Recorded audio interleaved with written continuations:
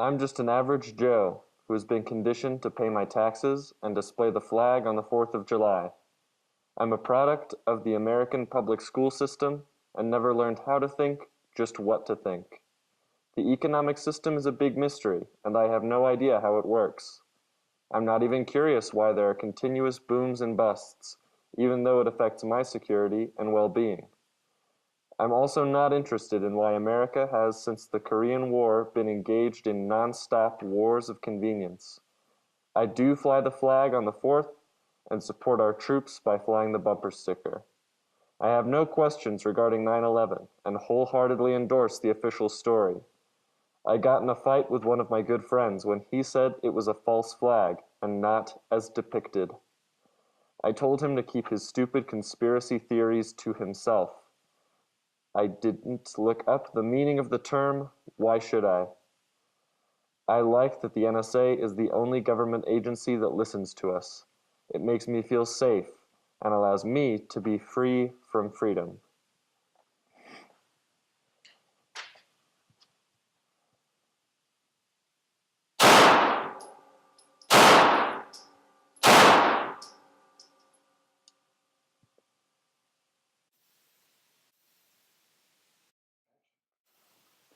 Prior to enlisting after high school, my wife and I had a child, and my intention was to work at the local plastics factory.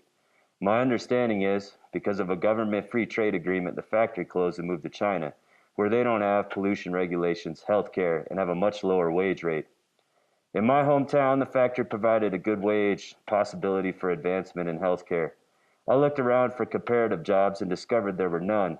I've always liked the idea of what I was taught in high school about America and want to do my duty against those who wish us harm. The ones who wish us harm are the terrorists over in the Middle East, the ones who commandeered those jets on 9/11. I remember George Bush saying, either you're with us or you're with the terrorists, and they hate us for our freedoms. I enlisted, went through basic training where I forgot who I was and would do anything my commander officer told me to do, without question. I spent 4 tours in Iraq as a 50 caliber machine gun operator on a gunship. It seemed to me later that our only job was to wreck the country, and wreck it we did. I also learned that through our actions, 1 million Iraqis, women, and children died. When I got out, I had many ailments, and one of them was called PTSD. The doctors at the VA say this is behind my self-abuse, and also the reason I used to beat my wife. We are now divorced, and I don't have visitation rights to see my boy. I'm one of 48,000 homeless vets as of 2015.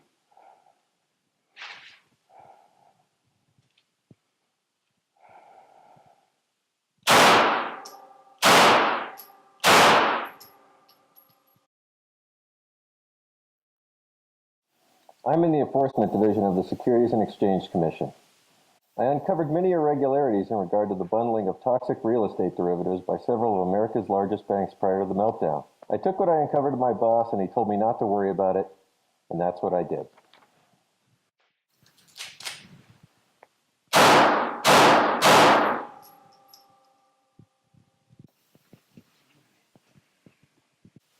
I am now the Senior Advisor for the U.S. Food and Drug Administration under Tom Vilsack, former governor of Iowa, who loves genetically engineered food. I used to work for the Monsanto Corporation as Vice President for Public Policy and was also their chief lobbyist in D.C., District of Criminals. I'm the one responsible for the creation of the GMO policy that says you have no right as a citizen of America to know if your food is GMO or not. Does that smell like freedom?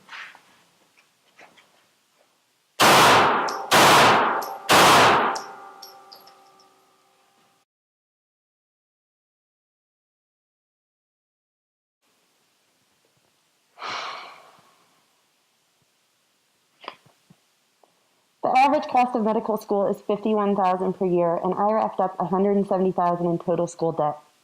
Besides learning anatomy and how the body works, I learned how to prescribe drugs and learned next to nothing on diet. There are 1,100 paid lobbyists in D.C., and from 1998 to 2014, Big Pharma spent $2.9 billion in lobbying expenses. That's legal corruption, by the way.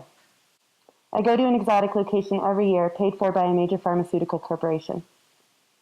Drugs seem like a great thing, but they do not cure. They treat. For many of you will be taking a drug or drugs until you pass. For every dollar spent on research, Big Pharma spends $19 on promotions and advertising. Every year, over 100,000 people die from properly prescribed drugs. Approximately 10% of Americans are taking some form of SSRI, selective serotonin reuptake inhibitors for depression. Why are they depressed? Because they can't cope with the reality of fear-mongering, corruption, and nonstop war. As an aside, how many people do you know who have cancer or have died from it?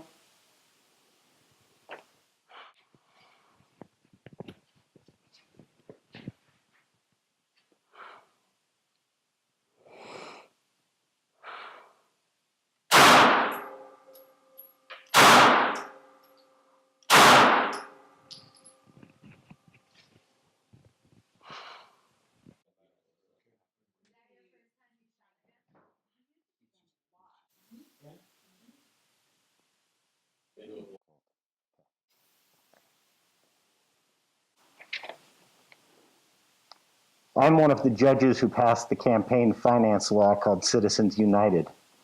We dug deep to find those two words, and I hope the Orwellian irony is lost on you.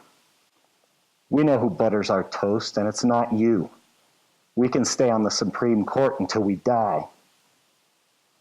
Because of our decision, any corporation, person, or even another country can give unlimited funds to the politician of their choice.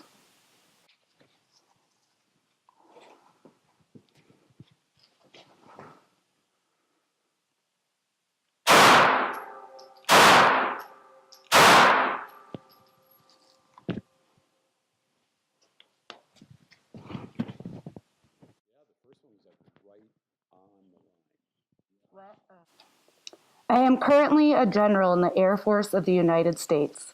I'm strongly behind the F-35 fighter, the most advanced fighter on the planet, even though it's 3 years behind schedule and $200 billion over what we were told it was going to cost. In a practice dogfight against an F-16, the F-16 beat it hands down. When I retire, Lockheed Martin has promised me a job.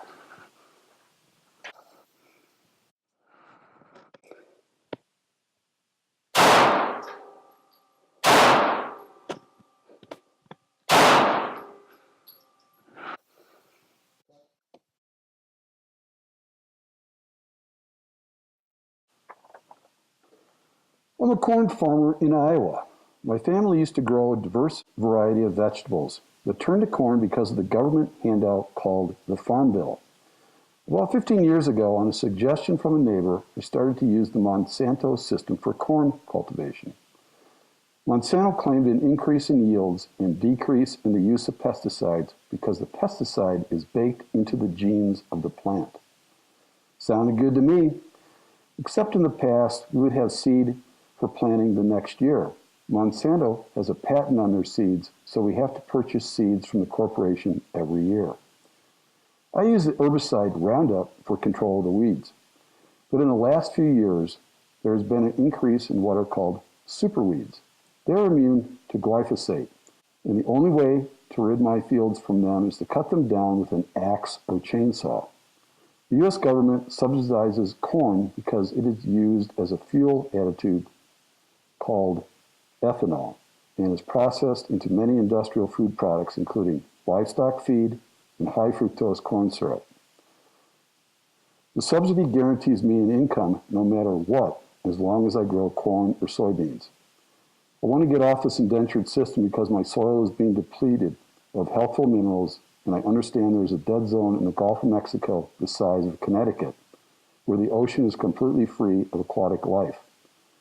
Americans are the most obese people on the planet because of the consumption of industrial food derived from corn. I can't kick the free government money, and I reluctantly continue in the program.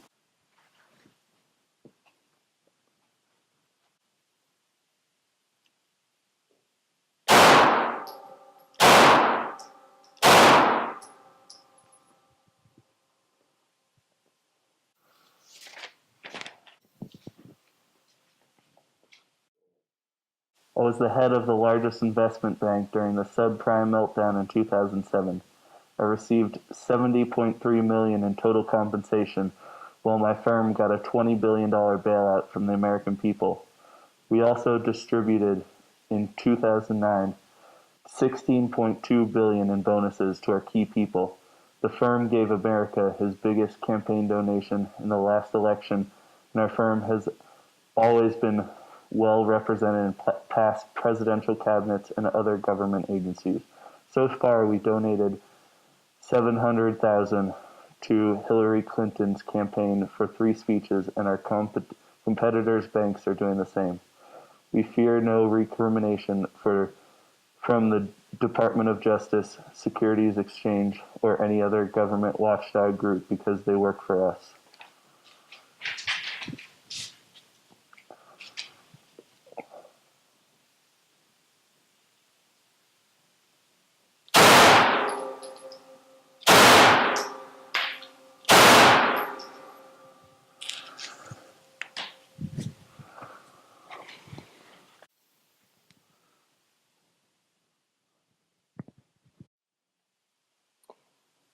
I'm one of the 62 people who hold the same wealth as the bottom half of humanity. If you don't know what half is, that number is 3.7 billion. We always get the persons we want in office and in high positions of bureaucratic power.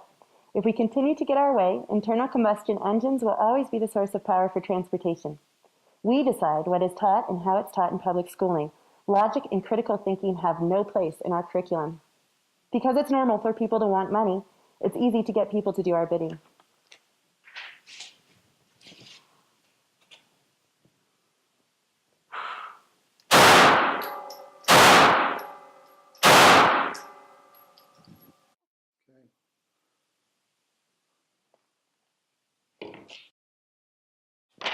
I used to be the head of the New York branch of the private Federal Reserve. Not federal. No reserve started in 1913 by some of the wealthiest people on the planet at the time. I was tapped to be the head of the Treasury even though I didn't pay my taxes, and blame it on the software called TurboTax. I replaced Hank Paulson, who used to be the head of Goldman Sachs. In the past, I worked for Henry Kissinger, a known war criminal, and Treasury Secretary Larry Summers, the main architect behind the removal of the law known as the Glass-Steagall Act, as the Undersecretary of the Treasury. I'm a member of the Bilderberg Group, Council of Foreign Relations, CFR, and the Bank of International Settlements, BIS. The BIS is the central bank of all central banks in Basel, Switzerland. I'm now the president of Warburg Pincus, an American global private equity firm. By the way, Paul Warburg, a British banker, was the main person behind the formation of the Federal Reserve in 1913.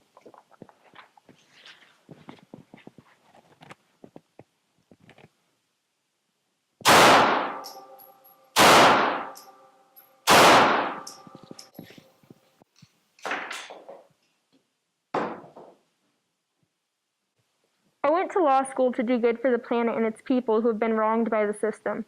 I racked up considerable student loan debt and found that I could not keep up with my loan payments, helping the poor and nonprofits. So I went over to the corporate side and now work for a multinational genetic seed engineering company. I find myself filling lawsuits against farmers who do not buy our seeds, but find their non-GMO crops have been cross-pollinated by their neighbor crops.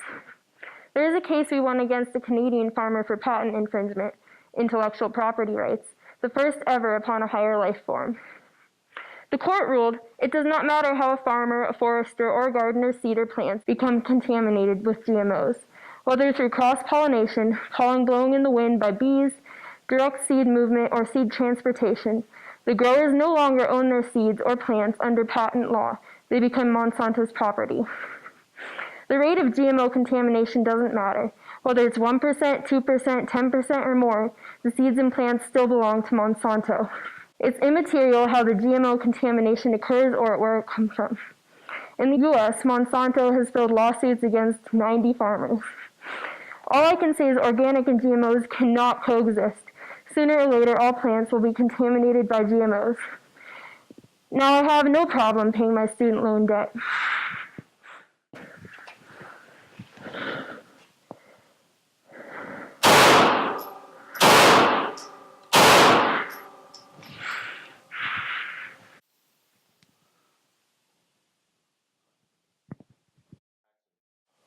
I'm running for the highest post in the land, and now I'm barnstorming from state to state, telling people what my advisors think they want to hear.